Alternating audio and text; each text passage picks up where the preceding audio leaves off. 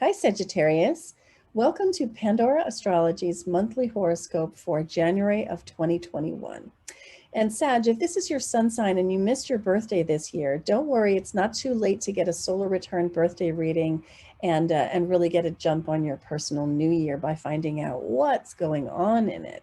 You can find a link for your solar return birthday reading in the YouTube description below. 2021 has an entirely different character from 2020, and this is mainly because Saturn and Jupiter have moved into Aquarius, creating a completely different and much better feel than last year. We talked about that in your December horoscope last month, so you might want to go check that out if you want to find out more about what does that mean, Jupiter and Saturn being in Aquarius from your perspective.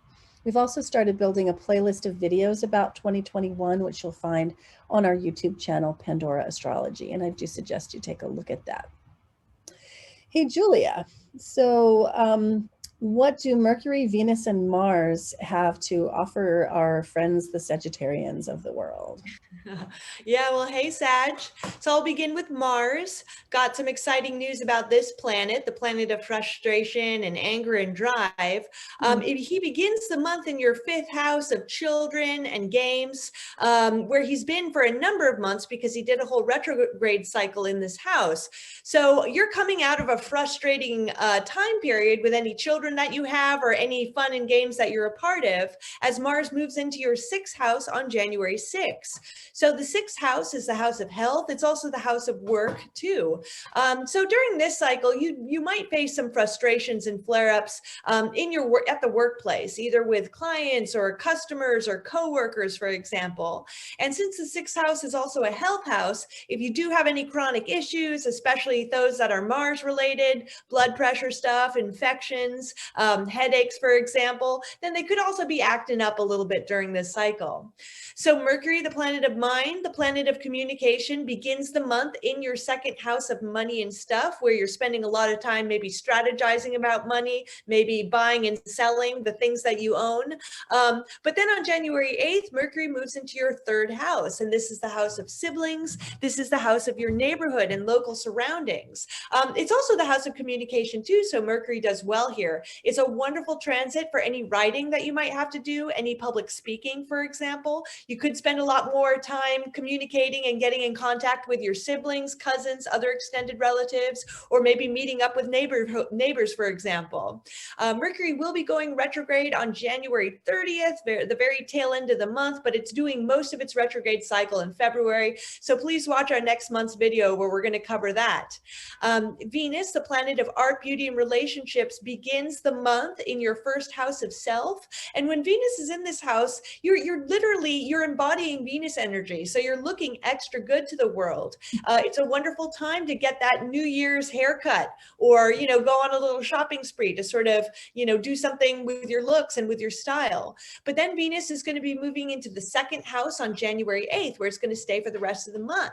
And this is the house of money. This is the house of luxury items too. So you might get a little extra luck when it comes to money and stuff during this cycle. Maybe somebody gives you a gift, or this is a wonderful time for any kind of financial negotiations that you have to make.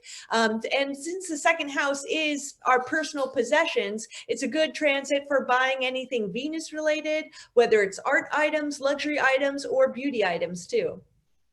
Yes, indeed. Venus loves to be in the second house. So Aquarius season is about to begin right here on January 19th. The sun moves into Aquarius. And that brings the spotlight to house 3. And you can see there's a big pile of planets in Aquarius there. And so a lot of attention on using your mind, accessing your brilliance, thinking new and different and innovative thoughts. So that's kind of fun. Then we have on January 12th, the first of this month's 2 moons. It is a new moon in Capricorn, which falls in your second house, and Pluto is there too. We're calling this one Newborn Ambitions Phoenix Rising. And the newborn part is because a new moon has that feeling of birth and newness and freshness and beginnings, and ambitions because Capricorn. And then Phoenix Rising is very much a Pluto symbol. Now, you've probably been really feeling Pluto moving through your second house, and it's been actually going on for some years. And so it wouldn't be surprising if you felt that your finances were in a shambles, that there has been quite a bit of explosion and destruction and mess and chaos and disorder and some tidal waves moving through your finances. And now is the time to begin rebuilding. Pluto is going to move out of Capricorn at some point in the next few years, and you'll find yourself breathing easier when it does. But until then, this new moon is going to help you get a fresh start. Now, the second moon is a full moon in Leo, and that's happening on the 28th, and it falls in your 9th house right here.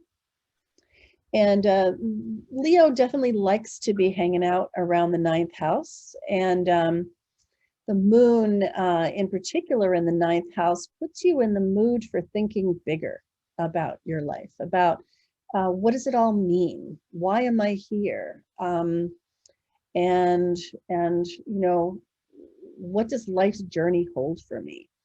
So this moon in Leo is going to be bringing those kinds of thoughts to your mind. It's in a grand trine with Chiron and Juno in fire. And that's a very harmonious, fiery grand trine that's going to bring a lot of feelings of inspiration. It's also a pretty fun moon, I think. Moon in Leo likes fun quite a bit. We're calling this one Be Recognized for Your Generosity. And so this is a really great moon for you to expand into exploration, personal growth, or hit the road and do a few literal journeys. This winter is a really great time to start new projects. And the reason for that is that all of the outer planets are direct at once, from Jupiter out through Pluto. They're all moving direct. Nothing is retrograde. And so there aren't a lot of obstacles to beginning new projects. So anything that you would care to incept this winter, like a wedding, not planning the wedding, but actually having the wedding. So if you want to elope, it's a really good time, right? To like, you know, making a very large purchase of some kind or starting a business. These things would be really good things to do, with the exception that that time period when Mercury is retrograde from January 30th to February 20th, I would avoid that absolutely, because you don't want to have Mercury retrograde in the chart of whatever it is that you birth this winter. Well, that's all that we have for you today, Sagittarius. Thanks for watching. If you enjoyed this video, please do subscribe and like and share widely with everyone that you know. You can find this video and more videos like it on our YouTube channel, Pandora Astrology. And if you go to our website, pandoraastrology.com, you can find our monthly forecast. You could get a reading. You could even take a class. And until next time, we'll see you around the cosmos. Bye. Bye-bye.